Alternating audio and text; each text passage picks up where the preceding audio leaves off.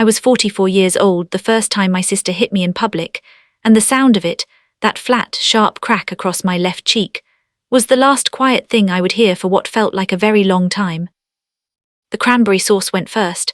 I remember that detail more than anything else, the way the white ceramic bowl wobbled when my chair scraped back from the impact, the deep red spreading across my mother's ivory tablecloth like something out of a painting about violence and family, and the things we never say. My hand went to my face automatically, palm pressing against the heat blooming along my cheekbone, and for 3 full seconds nobody in that dining room made a single sound. Then my sister Rachel screamed, "You think I don't know? You think I don't know what you've been doing?" Her voice cracked the silence open. 15 people at that table, my parents, my aunts and uncles, 3 cousins, Rachel's own children, and her husband Daniel sitting absolutely motionless at the far end, his face the colour of old paper, and not one of them moved. My niece Emma, who was 9, started to cry. My mother whispered something to my father that I couldn't hear. My Aunt Patricia pressed her lips together into a line so tight it nearly disappeared. I sat very still. My cheek was burning. There was a faint taste of copper at the edge of my tongue where I'd bitten it when my head snapped sideways. And I looked at my sister, my older sister Rachel, 47 years old in her burgundy cashmere sweater, with her highlighted hair and the mascara already beginning to track down her cheeks, and I thought very calmly, this is the moment everything changes. I didn't know yet how right I was. My name is Melody. I want you to understand that before anything else. Melody Ann Carver, 44, high school English teacher, lives alone in a 2-bedroom house 18 miles from the house where I grew up, keeps a small garden, grades papers on Sunday mornings, has never once in my adult life intentionally hurt another person the way I was about to be accused of hurting my sister. I want you to understand that because what came next, the things Rachel said in front of everyone I have ever loved, were designed specifically to make you believe I was a monster. She'd been practicing for years. She was very good at it. "Homewrecker," Rachel said, and her voice had dropped now from screaming to something lower, more deliberate, a tone I recognized from childhood as her most dangerous register. She used it when she really wanted you to believe her. "That's what you are. That's what you've always been, sneaking around behind my back pretending to be my sister and the whole time." Rachel, Daniel's voice, quiet, she didn't stop.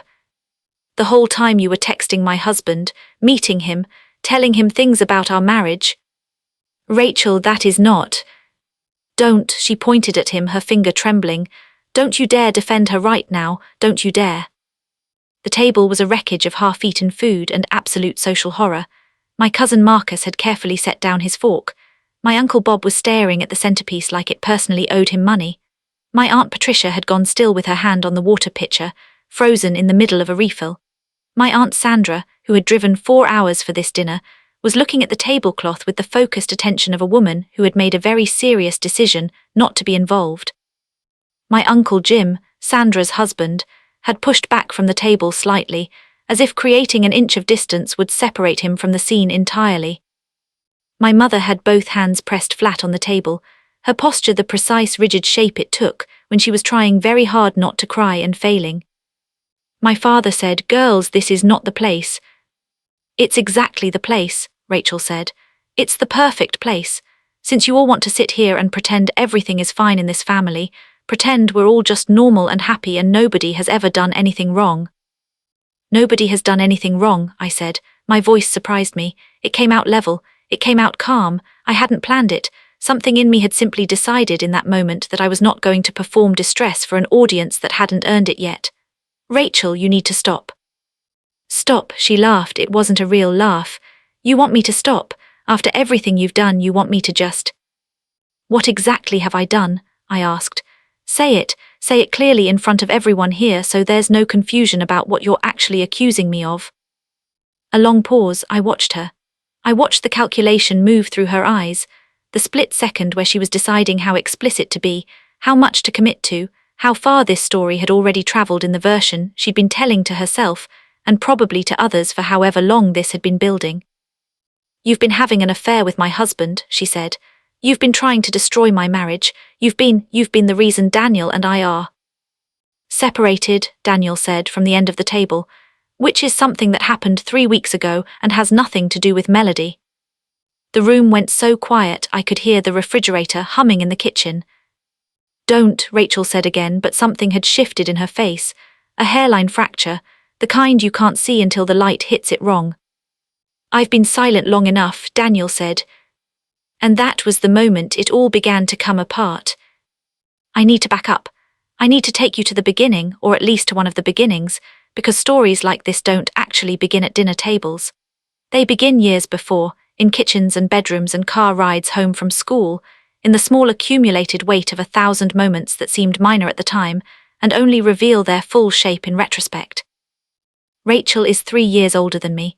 Growing up, this was the entire architecture of our relationship. She was older, therefore she was more, she was better, she was the one our parents looked at first. She was bright and outgoing and socially gifted in the way that some people just are from birth, the kind of girl who walked into rooms and immediately understood the social geometry of them.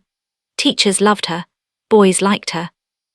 She had a talent for making people feel chosen, and for making people feel, when she withdrew that feeling, like they had done something wrong. I was quieter, I read books. I had 2 close friends instead of 12 acquaintances. I was not, I think, less than Rachel, but I was different in ways that in our particular family got coded as less. My parents were not cruel people. I want to be clear about that. My father, Carl, is a retired electrician with a gentle manner and a habit of solving emotional problems by going outside to mow the lawn. My mother, June, is a woman who loves her children with the specific anxious quality of someone who was never entirely sure she was doing it right. They did the best they could with what they had. But they had a daughter who was louder and more demanding and more visibly distressed whenever she felt overlooked, and a daughter who had learned early that being quiet was easier and safer, and they responded to those dynamics in predictable ways. More attention to Rachel, more trust placed in Rachel, more of the family emotional resources funneled toward Rachel because Rachel's need announced itself while mine stayed silent. I don't say this to condemn them, I say it because it is the soil out of which everything else grew. Let me give you a specific memory, because the general shapes of things are easy to say and hard to feel, and I want you to feel what I'm describing. I was 11, Rachel was 14. It was the summer before she started high school and she was going through something. Now I'd call it anxiety, but then we just called it Rachel being Rachel, a period of high intensity where every small thing became a crisis, and every crisis became a family event. She had a fight with her best friend that lasted 3 weeks. She convinced herself that a teacher had it out for her over a graded paper. She stayed home from a birthday party because of a pimple, and then cried for 4 hours because she'd missed it. During this period, I had been accepted into an accelerated reading program at the library. It was a small thing, Tuesday afternoons, a group of 8 kids and a retired English professor who was passionate about Victorian literature, but it was mine. I had applied for it on my own, written a little essay, and been accepted on my own merits. I was proud of it in the quiet way I was proud of things. The first Tuesday of the program, Rachel had a breakdown about her friendship situation. Real tears, real distress, I don't discount that. My mother spent the afternoon trying to calm her down. By evening she was stable, and my mother turned to me and said, with that tired, apologetic look I knew so well, "I'm sorry, honey, I meant to take you to your reading thing. We'll do it next week." We didn't do it next week. Or the next. Rachel needed something every Tuesday for the rest of the summer, and my reading program became one of those things that got set aside for the emergency that was always happening with my sister, and eventually the summer ended, and the program ended, and I never went. The professor sent a nice note saying he hoped I'd apply again next year. I didn't apply again. I told myself it wasn't important. This was the story I told myself about a great many things. Rachel was not malicious in these moments. I want to be careful about this because it's tempting, in light of what came later, to rewrite the early chapters as calculated cruelty. They weren't. She was a child who had more needs than most, a child who had learned that her needs would be met if she expressed them loudly enough, and a child who had no idea that the quiet sister across the hall was filing every Tuesday afternoon away in a place that would accumulate interest for decades. She didn't plan it, she didn't have to. The family dynamics did the work for her. High school was the years of Rachel's social ascendancy. She was popular in a way that I observed from a certain distance, the way you watch a weather system from behind glass, aware of the power, not entirely touched by it. She dated a series of boys who were all more or less interchangeable in their athletic builds and limited conversational range. She was on the student council. She organized a fundraiser that got covered in the local paper. She wore clothes that cost more than she let our parents know, and had a social life that was active enough that her absences from the house were more normal than her presence. I had my two close friends, Carmen, who was funny in a quick, dry way that I've always loved in people, and Alicia, who read more than I did and had opinions about everything that she defended with a researcher's attention to evidence.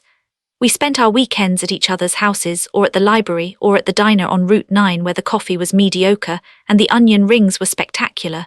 We were not unhappy, we were just quiet. There was one year, I was 16, Rachel was 19 and home from her first year of college, when she decided, with what felt at the time like genuine generosity, to involve herself in my social life. She started inviting me to things. Parties, shopping trips, hangouts with her college friends who were apparently charmed by having a younger sister in tow. She was warm and inclusive, and I was briefly, stupidly grateful. But I noticed something. When I did something well in those contexts, said something clever, got a compliment on my clothes, connected with someone at a party, Rachel's mood shifted slightly. A degree of cooling, a withdrawal of the warmth, something that was never overt enough to call out but was consistent enough to notice. If I was outshone, even minimally, even by my own nature in someone else's estimation, the invitation to the next thing came a little later or not at all. I was 16, I filed this away too. When I was 17 and got into a competitive college preparation program, a real one with a stipend and a research component, Rachel called home to congratulate me. She said all the right things. She told our parents she was proud of me. 2 days later she called back and mentioned in passing that one of her sorority sisters had gotten into a much more prestigious version of the same type of program, and she described it in detail, and somehow by the end of the conversation, the topic of my program had been entirely overtaken. My mother, I noticed, had forgotten to ask me how my first day of the program went. This is not dramatic. I want to be clear about that. This is Tuesday afternoon. This is small and cumulative and probably invisible to anyone who wasn't paying attention with the specific attention of someone who had spent years trying to understand why they always felt slightly erased. I paid that kind of attention. I had been paying it my whole life. Rachel married Daniel when she was 28. He was 30, an architect, someone she'd met at a party through mutual friends, and I liked him immediately in the uncomplicated way you like someone who is genuinely kind and funny and interested in other people. He asked me about my job on the first meeting. He remembered details about things I'd mentioned and asked follow-up questions the next time I saw him. He was good to Rachel in the early years, or seemed to be in the ways that were visible to me, patient with her moods, attentive at family gatherings, the kind of husband who noticed when her glass was empty and filled it without being asked. I was a bridesmaid at their wedding. I wore a lavender dress that Rachel had chosen after very extensive research into which colour would complement her complexion best. I smiled in all the photographs. I gave a toast that made people laugh and then made people cry. I had written it carefully, trying to be generous and honest and affectionate all at once, trying to capture something real about my sister in a room full of people who adored her. It worked. People came up to me afterward and said it was the best wedding toast they'd ever heard. The mother of the groom cried and held my hands and said, "You must be so close." Rachel pulled me aside in the coat room 20 minutes later and said, in that quiet, dangerous voice, "You always have to make things about yourself, don't you?" I stared at her. I was holding my champagne glass and she was still in her wedding dress, and the music from the reception was faintly audible through the wall, and I thought I had misheard. "What?" "The speech," she said. "Everyone's been talking about the speech. It's my wedding melody." "I was talking about you," I said. "The speech was about you." "People are talking about you," she said, and her voice had a tremor in it that could have been hurt or could have been anger, and I was 25 and my sister had just gotten married, and I couldn't make myself understand what I was hearing. "I'm sorry," I said, "because what else do you say at your sister's wedding? I didn't mean to, I just wanted to." "It's fine," she said, in the tone that meant it was absolutely not fine, and she went back out to her reception. I stood in the coat room for a few minutes. I told myself she was stressed. I told myself it was an emotional day. I told myself she hadn't meant it. I filed it away. That was the first time I heard that particular sentence from her. Asterisk, you always have to make things about yourself, asterisk, but it would not be the last. I would hear it at her baby shower when my card made people laugh and cry. I would hear a version of it when I got a teaching award and my mother mentioned it at dinner. I would hear it in the particular silence after I said something at a family gathering that landed well, in the quality of Rachel's attention shifting away from me, in the way she would change the subject or redirect the conversation, or, in more extreme cases, suddenly become unwell. It took me a very long time to understand what the sentence actually meant, translated from the language Rachel spoke fluently into the language of honest observation. It meant, I cannot tolerate you being good at something when I am in the room. I cannot tolerate you taking up space I believe is mine. I cannot tolerate the evidence that you exist and are valued. This is not a rational position, but jealousy never is, and what Rachel had, I have eventually come to believe, was jealousy of a very deep and very old variety, the kind that had calcified over decades into something that felt to her, I think, entirely like grievance, entirely like justice. She wasn't jealous of me in her own experience of herself. I had wronged her, simply by existing in a way that occasionally attracted attention she felt was rightfully hers. Over the next several years, I became genuinely close with both Rachel and Daniel. I want to be clear about the shape of this, because it matters enormously. My relationship with Daniel was real and was also, I believe, fairly ordinary. He was my sister's husband. He was a person I liked. We had overlapping interests, books specifically, and the particular pleasure of arguing about them with someone who has actually read them.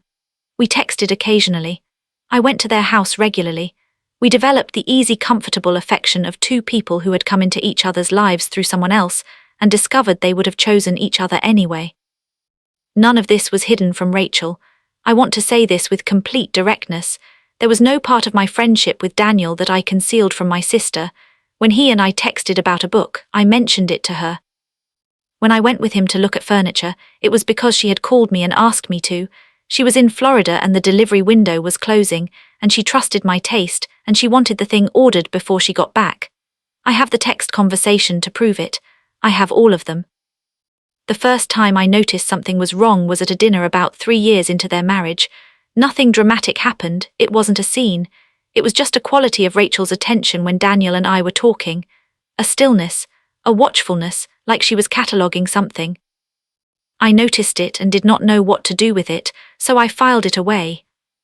The second time was at a family birthday party 6 months later. Daniel made a joke that I laughed at, a real laugh because it was genuinely funny, and Rachel looked at me with an expression I couldn't read entirely, but that had something uncomfortable in it, something proprietary. The third time she said something directly.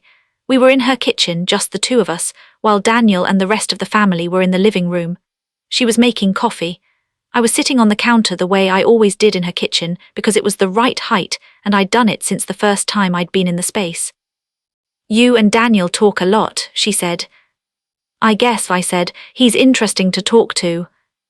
"I've noticed," she said, "the particular tone of those two words." "Rachel," I started.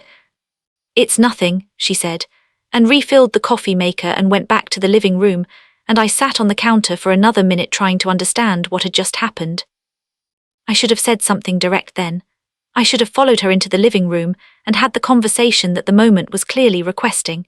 But I had spent my entire life avoiding the conversations that made Rachel escalate, and I told myself I was reading too much into it, and I went back to the living room and laughed at my uncle's joke and ate my piece of birthday cake and drove home and filed it away. This is, I think, my part in it. Not innocence of heart, I had nothing to feel guilty about, but innocence of perception, or the willful performance of innocence, the way I kept choosing not to see what I was seeing until it was too late to address it at a size I could manage.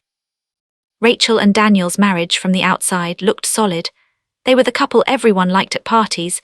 They seemed to balance each other. They had 2 beautiful children they were clearly devoted to. They bought a house and renovated it and hosted dinners and went on vacations. The version of them that the world saw was functional and even warm. What I knew, because I was close to both of them, was that it was also complicated. Rachel had moods that Daniel navigated with the care of a man who had studied the landscape of them extensively. She had periods of intense closeness, followed by periods of withdrawal that felt punitive, even when she denied they were. She was, I think, genuinely afraid of being abandoned, and this fear expressed itself in control, in managing information about their relationship, in monitoring Daniel's attention, in needing to be the most important person in every room he occupied. Daniel, for his part, was patient to a degree that I sometimes thought was unhealthy. He accommodated. He adjusted. He was the kind of man who had learned, in the way that partners of emotionally demanding people often learn, that his own needs were negotiable in ways that hers were not. He was not a passive man in the rest of his life. He was direct and confident at work. He had strong opinions and expressed them clearly among friends. But at home with Rachel, he had made himself smaller, and I think part of him had known for a long time that this was not sustainable. I saw the beginning of the real unraveling about 2 years before Thanksgiving, though I didn't understand what I was seeing. Daniel seemed tired in a way that was different from the ordinary tired of a person with a demanding job and 2 young children. When I talked to him at family gatherings, there was a quality of flatness underneath the normal surface. Something had gone dim in him that had been lit before. I asked Rachel once, carefully feeling the terrain, whether everything was okay with them. This was approximately 18 months before Thanksgiving, at a time when I was aware of some unusual tension between them, had overheard fragments of a sharp exchange before dinner that they'd both smoothed over by the time we were at the table. "Everything's fine," she said, and then after a pause, "Why, did Daniel say something to you?" "No," I said, "I just noticed." "He talks to you a lot," she said, and her voice had that quality again, that watchfulness but sharpened now, the way a watched thing sharpens when it becomes a tracked thing. "We talked," I said, "we're family." "Sure," she said, and smiled and changed the subject. I should have said more, I know this now. I should have said, "Rachel, I am worried about you, I can see something is wrong, I want to help, but I'm not going to be made to feel guilty for existing in my own family." I should have named what I was sensing before she had time to name it for me. I didn't. I went home and tried not to think about it. Here is what happened at Thanksgiving in the moments after Daniel said, "I've been silent long enough." He looked around the table. He looked at my parents first, then at my aunts and uncles, then at Marcus and Denise. He looked at the children, Emma with her face wet, Caleb wide-eyed and confused, too young to understand and old enough to feel the charge in the room, and he said, "I'm going to ask Denise to take the kids for a few minutes. Is that okay?" He looked at Denise directly when he said this. Denise was already half out of her chair. "Of course," she said.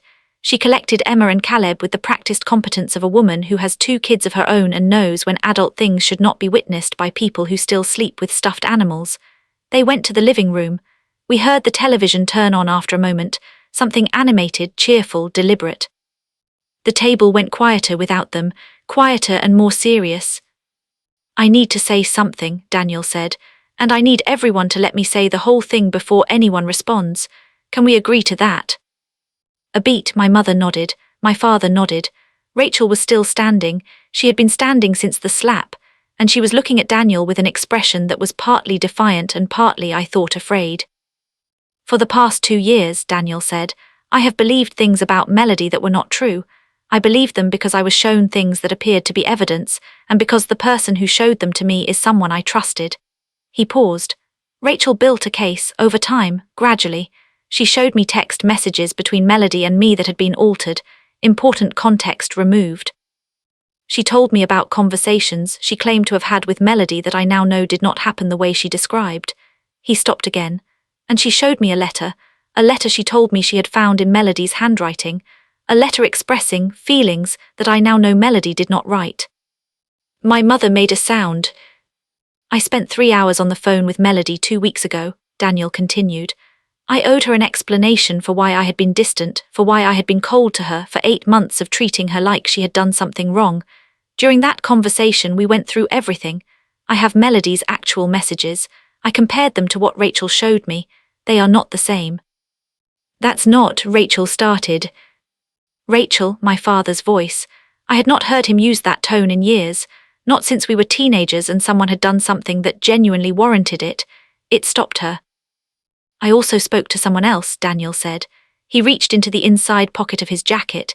He had worn a blazer to Thanksgiving, which was his thing. He always dressed slightly more formally than the occasion required, something I had always found charming about him, and he placed his phone face up on the table. "I'm not going to show everyone everything right now. This is not the time for all of that, but I want this room to understand that I have documentation. I have the actual messages. and I have what was presented to me as the actual messages, and they are different. My Uncle Bob had returned from the bathroom and was standing in the doorway to the dining room, uncertain whether to come back to the table. "Please sit down, Bob," my mother said, and her voice was steady in a way I hadn't expected. He sat. "Rachel," my mother said, and again it was just her name in that tone that I'd never heard before, that new hard thing underneath it. "I need you to sit down too." "I'm not going to." "Rachel, please. Sit down." Rachel sat. She sat with the controlled precision of a person who is maintaining what little dignity the situation still offers. Her hands were in her lap. Her face was doing something complicated. The tears were still there, but the anger had shifted into something else, something more like fear. I kept my hand on my cheek.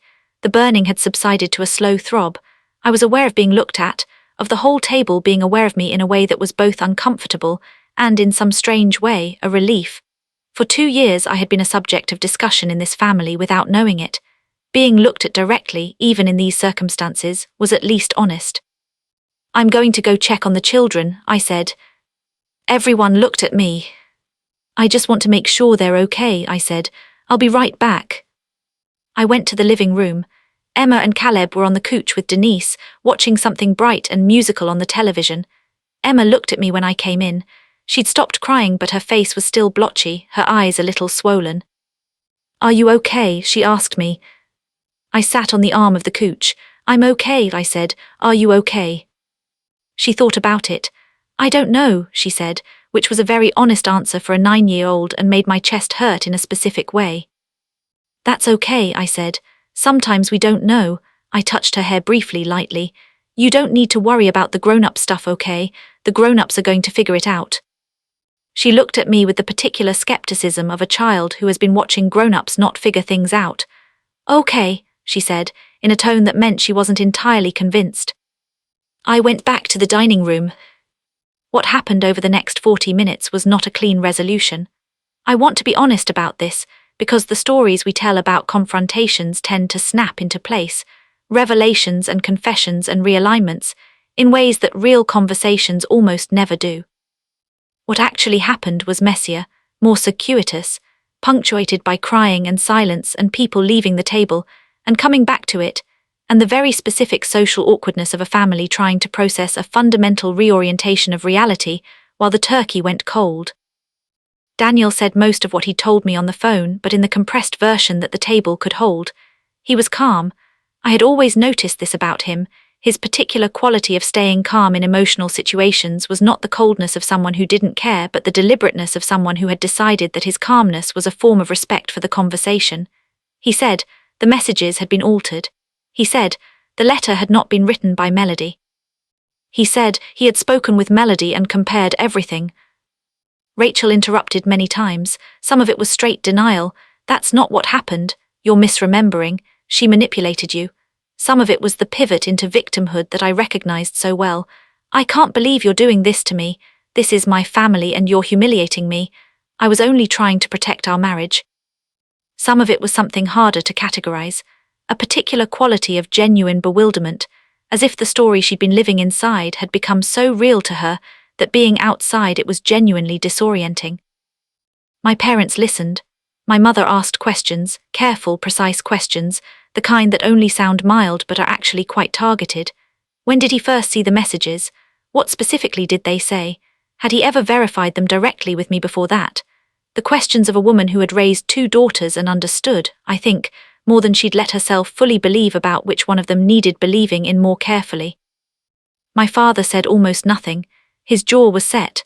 When Rachel tried to turn to him, appealing to the parental authority she had always been more comfortable accessing, he looked at her steadily and said, "I want to hear what Daniel has to say."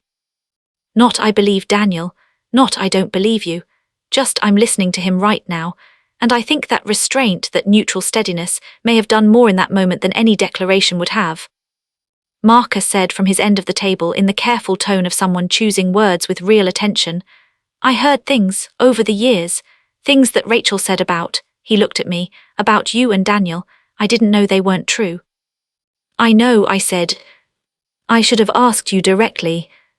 "Yes," I said, "you should have." He nodded, He didn't apologize yet. That would come later, the real apology, the one that took a month to arrive and was worth waiting for. But the acknowledgement was something.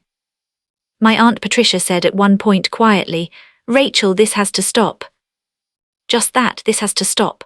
And Rachel looked at her mother's sister who had known her since birth, who had been told things about me over years and had filed them under Rachel being dramatic without examining them closely enough, and something in Rachel's face changed. Not broke open, changed, like a pressure equalizing. She started crying then. Really crying, not the performed crying, the kind that has sound in it that shakes the shoulders. She put her face in her hands and she cried, and it was the most human I had seen her in years, and it made me want to go to her and it made me want to leave the room, and I did neither. I stayed at the table, with my hand no longer on my cheek. The burning had become a dull ache by then, and my cranberry sauce spilled and my family's understanding of itself in a process of slow, irreversible revision. I stayed at the table. The immediate aftermath had a very particular social quality. It was the quality of a room full of people who wanted very badly to not be in the room they were in. My Uncle Bob went to the kitchen and made himself useful with the dishes. My Aunt Sandra followed him, because she is Sandra and she has always coped with family conflict through task completion, and for the next hour the sound of running water and clattering plates was the background to everything else. My Uncle Jim sat in the living room with the children, who had apparently decided that the television was less interesting than the possibility of learning what was happening, and who needed a steady adult presence to help them not find out. My Aunt Patricia sat with my mother at the table for a long time. They didn't talk much. They had the kind of relationship, sisters who had known each other for 60 years, where presence was sufficient, where the conversation that needed to happen could wait for a better moment, and the being there was what was required right now. My father went outside. I watched him through the window, standing in the backyard in his good Thanksgiving shirt in the cold November air, hands in his pockets, looking at the yard. This is how my father processes grief, by standing very still in the dark and waiting for it to change shape. I have always understood this about him. I have always loved it, even when it felt like absence. Rachel left before dessert. She took Emma and Caleb and her coat and her barely touched plate and walked out the front door, and the sound of the door closing was both too loud and not loud enough for everything it was marking. Daniel watched her go. He didn't try to stop her. He had, I think, been watching her go for longer than any of us knew. He stayed. We all stayed for another hour, the remaining adults, picking through the ruins of the dinner table with the careful movements of people in a space where something has broken. My mother held me in the kitchen for a long time, her arms around me in the specific way she used to hold us when we were small and frightened, not saying anything, which was more meaningful than anything she could have said. "I should have known," she said finally. "You couldn't have known everything," I said. This was the first of many versions of this conversation. Daniel came and found me at one point, while my mother was in the bathroom and the kitchen was briefly quiet. He stood in the doorway. He looked exhausted and sad and younger than 46, the way that grief sometimes makes people look, like all the armor has been removed. "I'm sorry," he said. "I know I said that already, but I need to say it again." "I know," I said. "Are you?" He stopped, started again. "Is your face okay?" I touched my cheek. It was tender. It would bruise. I would wake up the next morning with a mark there, faint but visible, and see it in the bathroom mirror for 4 days before it faded. "I'm okay," I said. He nodded. He looked like he wanted to say more and didn't know how to say it. "We'll talk," I said. "Not now, but we'll talk." He nodded again and went back to the living room. My Aunt Patricia said something to me on her way out. She was the last to leave. Standing in the doorway with her coat on, and she looked at me and said, "I want you to know that I never entirely believed it. I heard things and I didn't. I should have said something." Her eyes were steady, but there was something careful in them, something that wanted very much for me to let this be okay. "I'm sorry I didn't say something." "I understand," I told her. "These things are hard to say."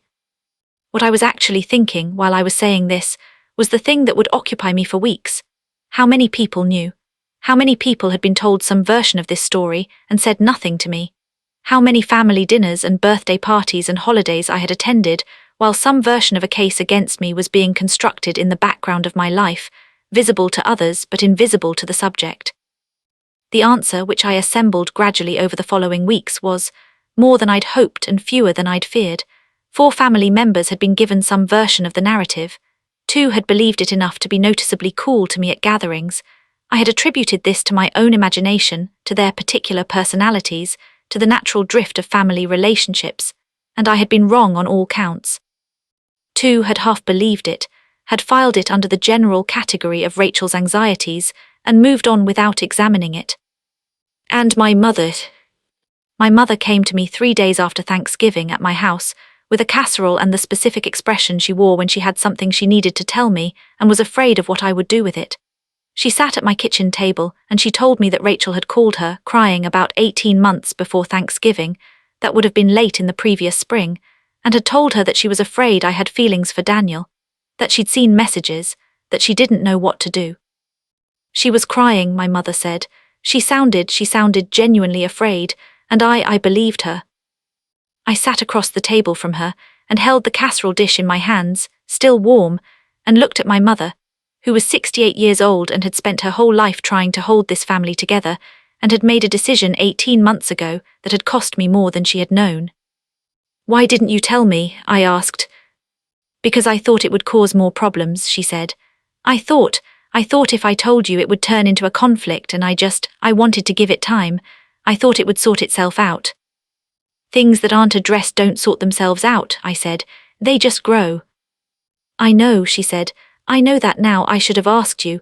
I should have come to you directly and asked you." "Yes," I said, "you should have." I let that sit. I didn't rush to soften it. For once in my life, I did not immediately offer the absolution that would let the moment move on before it had been fully felt. My mother was quiet. "I trust you," she said finally. "I always have. I don't know why I listened to her instead of coming to you. I think," she stopped. "I think it was easier.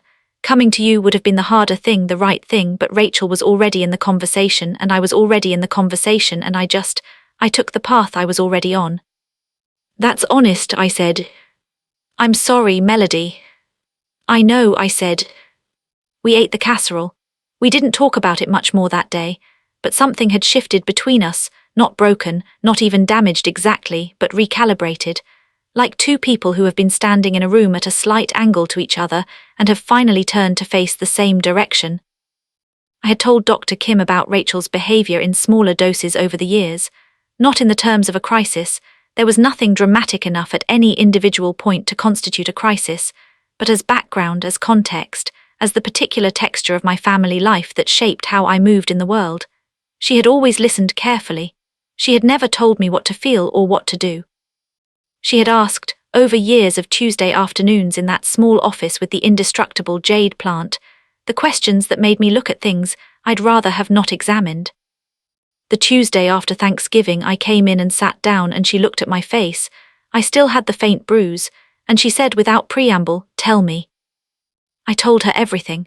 The whole thing, start to finish, which took 45 minutes and left me exhausted and oddly light, the way you feel after you've put something heavy down that you didn't realize how long you'd been carrying. When I finished, she was quiet for a moment, as she often was, the pause of someone thinking rather than filling space. "How are you feeling about the family members who knew?" she asked. "Angry," I said, "and not surprised, which makes me angrier, I think, that I'm not surprised." "What does that tell you?" "That I've been aware on some level that this was the dynamic, that I was the one who could be sacrificed for family peace. I think I've known that for a long time and just not let myself know it." She nodded. "What do you want to do with that information now?" "I think I need to stop protecting people who haven't protected me." She wrote something in her notebook. This always meant she thought something was worth keeping. "Tell me more about what that looks like," she said. "It looks like not immediately forgiving things that haven't been adequately addressed, not performing okay-ness when I'm not okay. I stopped, tried to find the right shape for it. Not absorbing things. I've spent my whole life absorbing things, taking impact and releasing nothing and calling it grace. I think that was never grace. I think that was just survival. And the survival strategy kept making space for the behavior." "That's an important distinction," Dr. Kim said, "between grace and survival." My silence protected her, I said, more than it protected me. Every time I said nothing, every time I filed something away, every time I chose harmony over honesty, I was making it easier for her to keep doing what she was doing because there were no consequences. I was functionally enabling her while telling myself I was being the bigger person. "Are you angry at yourself?" she asked. I thought about it. "A little," I said, "not very much, mostly I understand why I did it, but I'm done doing it." "Good," she said, "be angry and be done." Here is what I found out about the letter. In the month after Thanksgiving, after the initial chaos had settled into the quieter ongoing disruption of a family trying to figure out what it was now, Daniel met me at a coffee shop, neutral ground, his suggestion, and we went through everything. He had his phone. I had mine. We had between us a fairly complete archive of what had happened. The cropped messages were systematic.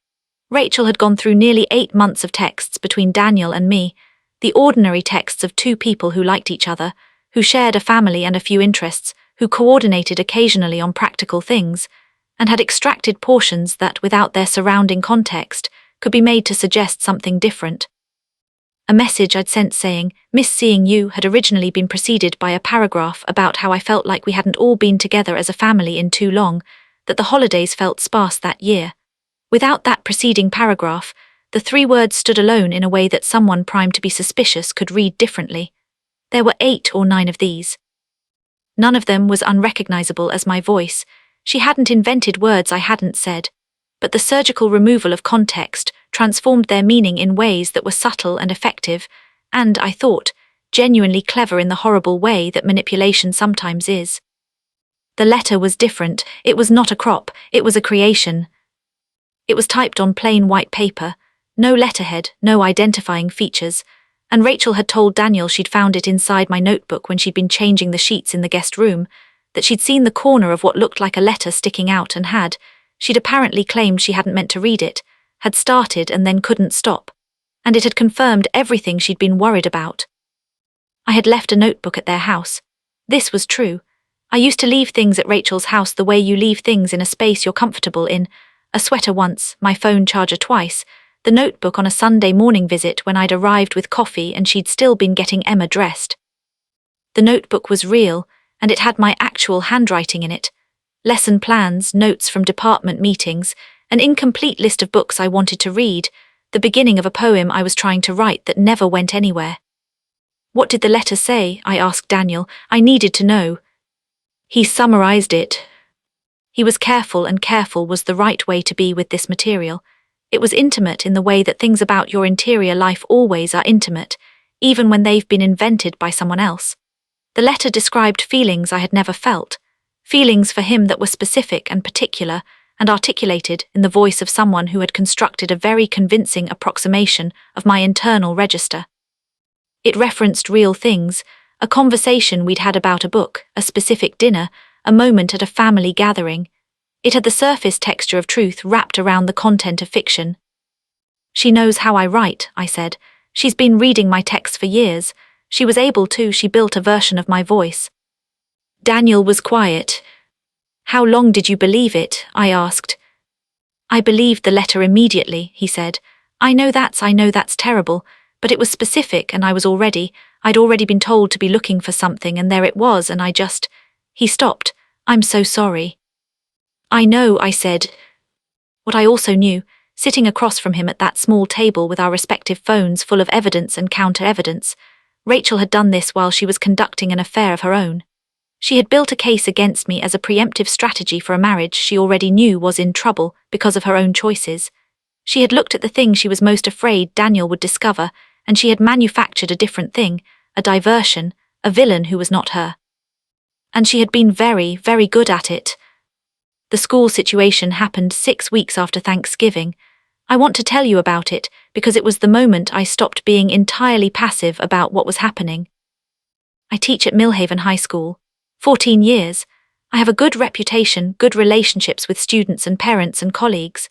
The kind of teacher who gets mentioned at graduation by students who became something, the kind who gets stopped at the grocery store by parents of former students who want to report on what happened next, the kind who goes to work even on the hard days because the work is genuine and real in ways that other parts of life sometimes are not. I was called in by the vice principal, Greg Haverfield, on a Monday morning in December. He was uncomfortable in the way that people are uncomfortable when they have to deliver a message they believe is probably unfair, but are required to deliver anyway. He told me a parent had raised a concern. The concern was vague in its specifics but pointed in its direction, something about a personal situation, something about allegations. Allegations of what? I asked. He was trying to be diplomatic and failing. The concern relates to your personal conduct, outside of work, a family situation, I understand. I would like to know who made this complaint and what exactly they said. He told me the parents' name. I didn't know them. I had never taught their child. The complaint had come from nowhere, from a person I had no relationship with, which meant it had come from somewhere invisible to me, which meant it had travelled through exactly the kind of social network that Rachel was very good at working. I looked at Greg Haverfield and I said, calmly and directly, I am not going to perform distress over a complaint that has no basis. I have done nothing improper. If anyone has told you or this school otherwise, they are factually wrong, and I would encourage you to find out more about where this complaint originated before treating it as credible.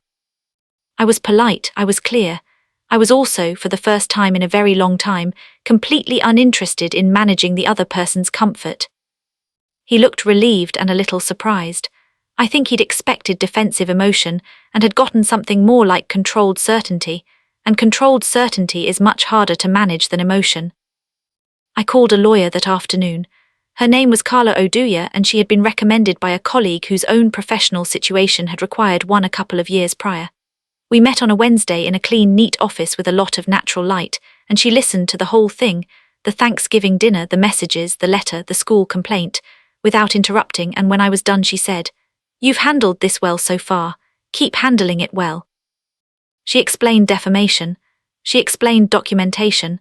She told me to start a log, dated entries, everything I could verify, every second-hand report with enough specificity to trace, every coolness or professional implication that could be connected to a probable origin point. She told me not to do anything dramatic. She told me to keep records and to make sure the people who mattered knew the truth. The school complaint, she said.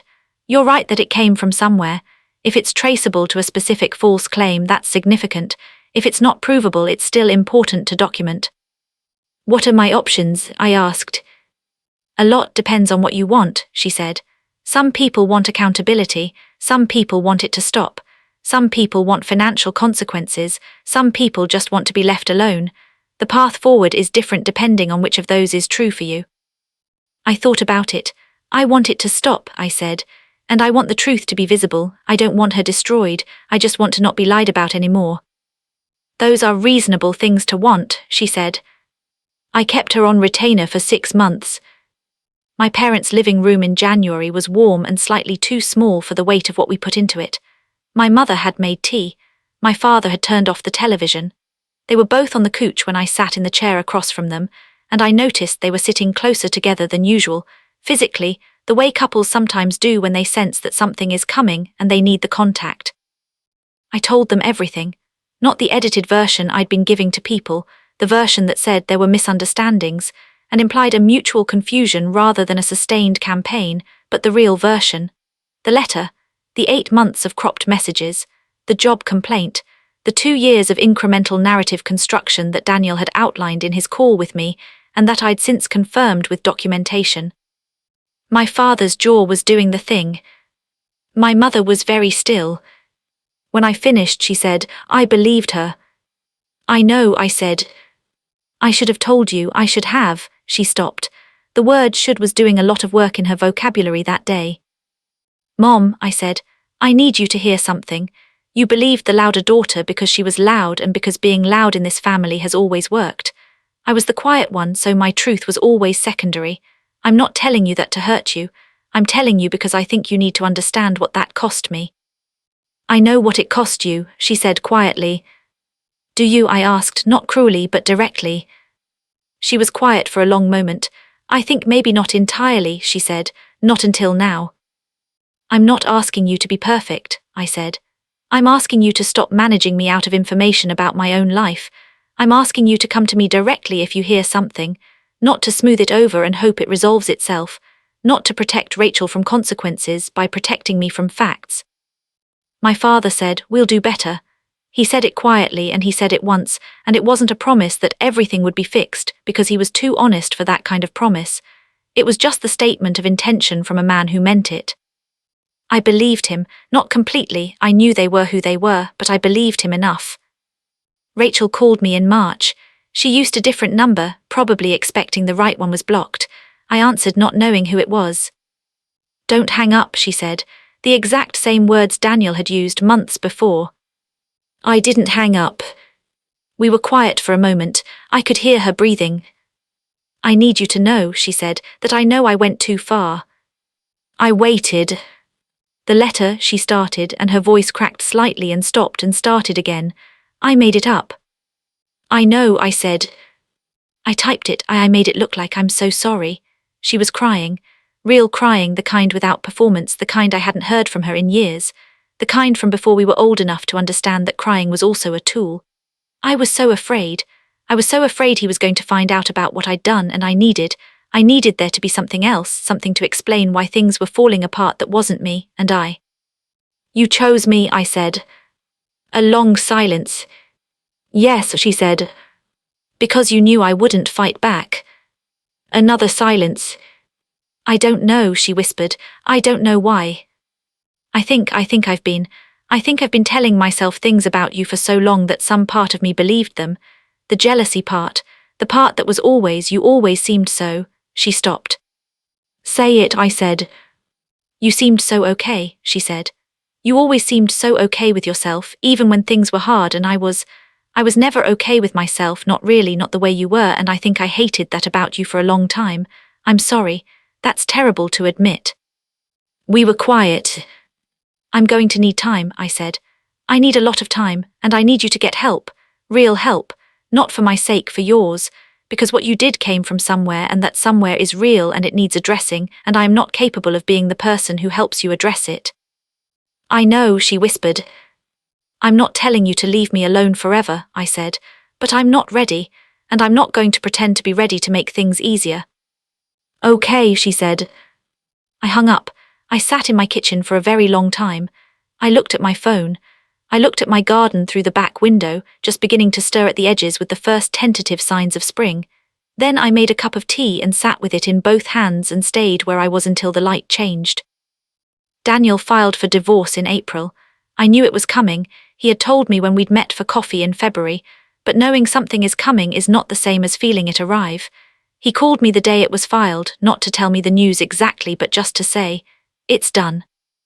And I heard in those two words the whole weight of a decade of a life, the particular heavy finality of a legal process marking the end of something that had been a real thing, that had mattered, that had been more than its failure. "How are you?" I asked.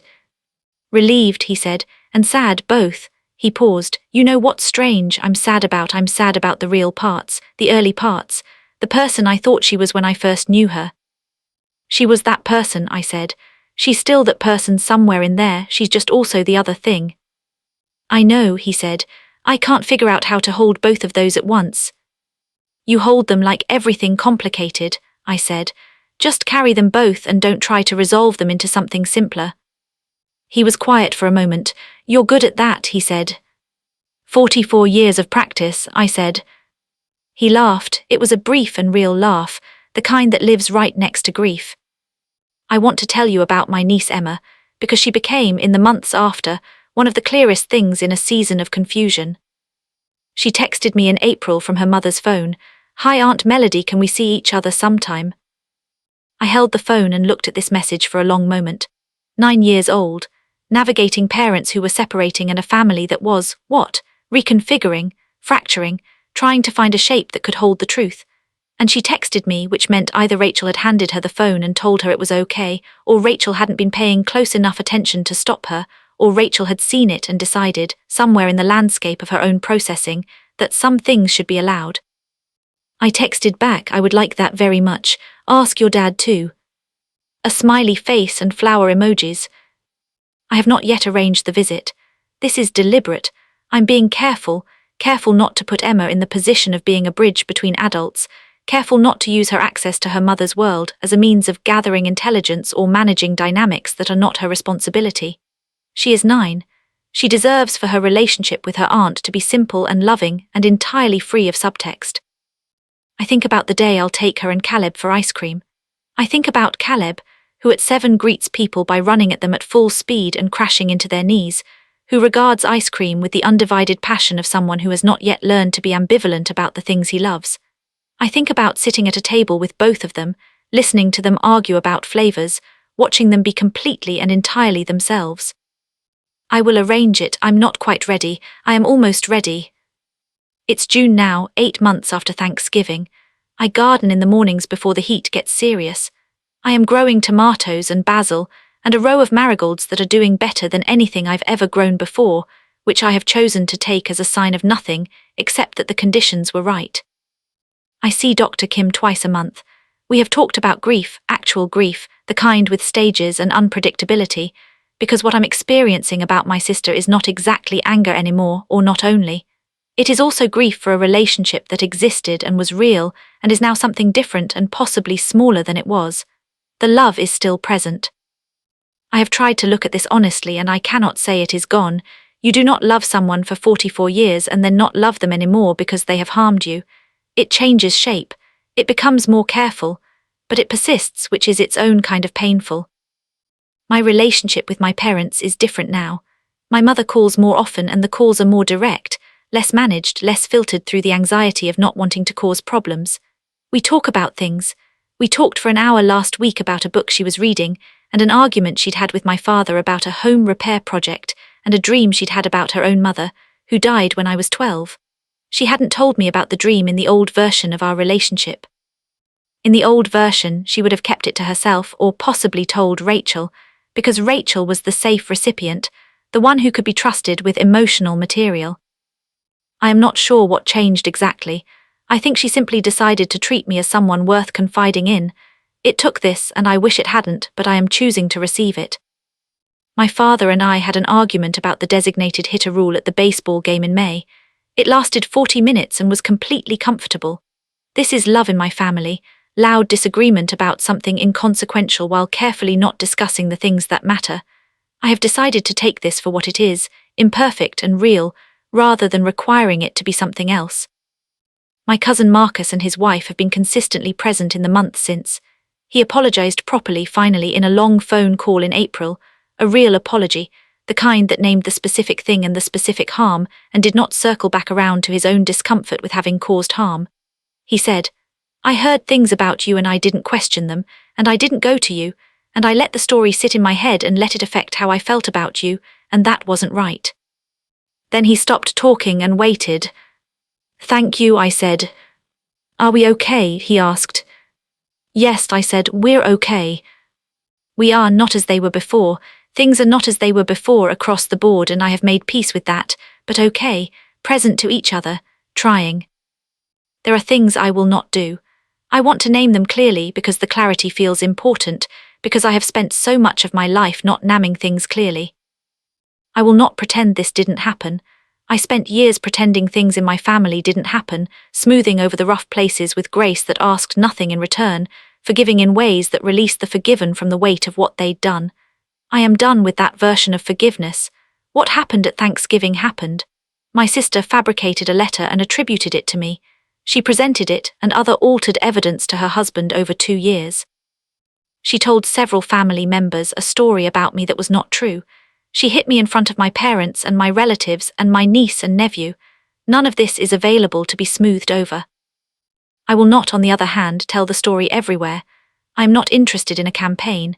I am not interested in destroying Rachel, which I could not do in any case because she is doing a very sufficient job of that herself, and because it would require a kind of sustained malice that I am simply not capable of. What happened at the dinner table and in the weeks after and in Daniel's divorce proceedings, she will live with these things. She does live with them. Whatever it looks like from the inside of her life, it is not comfortable. What I am interested in is accuracy. When people ask, I say what is true. When the story circulates in incomplete form, and it will, these stories always do, I do not perform confusion about what happened. I was falsely accused. The accusation was based on fabricated evidence. The truth was established and the accusation collapsed. That is what happened. This is not revenge. Revenge requires a desire to damage. And what I mostly feel about Rachel these days is something more complicated. grief and love, and a very clear-eyed recognition that I cannot be in close proximity to her until she has done work that I cannot do for her. The desire to damage has visited me. I would be dishonest if I said otherwise, but it does not stay. It passes through. What stays is the simpler thing. I will not lie about my own experience to protect the person who harmed me. That is all. In May, I drove past Rachel's house by accident, a wrong turn during a road closure, and there it was. The familiar blue shutters, the dogwood in the front yard that she'd planted the first spring she and Daniel moved in, the 2 bikes leaned against the front steps. I slowed. I kept moving. I did not stop, but I slowed enough to look at the bikes, at the house, at the ordinary late afternoon evidence of 2 children living their lives in a space that had become something different.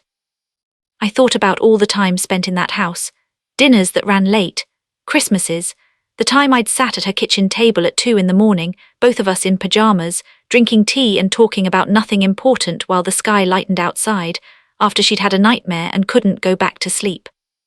The time she'd called me from her car, crying about a miscarriage before Emma, the one nobody else knew about yet, and I'd driven to where she was parked and sat with her for an hour and said nothing useful and been there, which was what she needed, which was what I was able to give.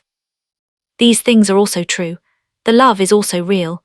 The decade of passive aggression and the fabricated letter and the slap at Thanksgiving are true, and the late nights with tea are also true, and I don't get to resolve the contradiction by discarding either side of it.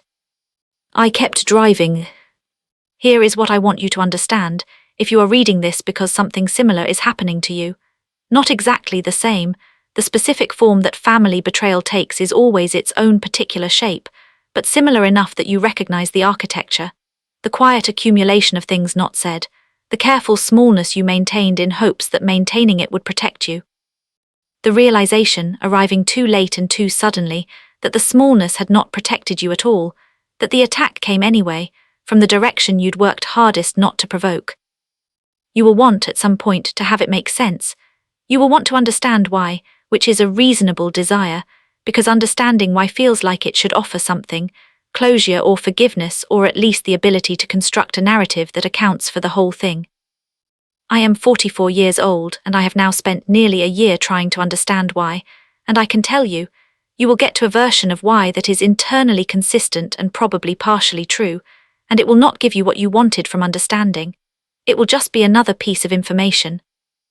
What has helped me more than understanding is namming, saying the thing out loud, not the softened version, not the diplomatic translation, but the actual thing. My sister fabricated evidence about me and presented it to her husband and several family members over 2 years in order to protect herself from the consequences of her own actions. That is what happened. Saying it plainly to my therapist, to my lawyer, eventually to my parents, eventually to myself in the bathroom mirror on the mornings when the bruise was visible. Saying it plainly is what allowed me to stop managing it into something smaller than it was. You are allowed to stop managing things into something smaller than they are. Thanksgiving is coming again. Not the next one, I mean the one I know will come eventually, the one that will be normal or something close to it, the dinner table with its ordinary noise and its careful undercurrents and the people you love doing the things they always do. My mother will have made too much food. My father will have strong opinions about the football game. Some cousin will say something awkward that someone else will smooth over. The children will be underfoot. I don't know if Rachel will be there. I don't know if I will be ready for her to be there, or if she will be ready to face what faces her there, or what kind of work she will have done by then, or whether the version of her that might eventually sit at that table again will be the version that is capable of honesty. What I know is that if and when I sit at that table, I will sit there as myself, not the version of myself that accommodated for 44 years, not the version that absorbed and forgave and bent and called the bending grace. The actual version, the one that has been here all along, quieter than it should have been, smaller than it needed to be, waiting for permission to take up the space it had always been entitled to. I will bring a dish because that's what you do. I will hug my parents. I will talk to whoever is there and not pretend that nothing happened, because something did happen and the pretending is what allowed it to happen again. The cranberry sauce will, presumably, stay in the bowl. And if it doesn't, if something spills, if a voice rises, if the surface of things cracks again the way surfaces crack when the pressure beneath them is still present and unaddressed, I will not freeze. I will not sit very still with my hand on my cheek, waiting for the room to reconfigure around me. I will not fold myself into the version of myself that is easier to manage. I will speak, I will say what is true, I will take up the space. Some families only love the version of you that stays quiet. I am not that version anymore,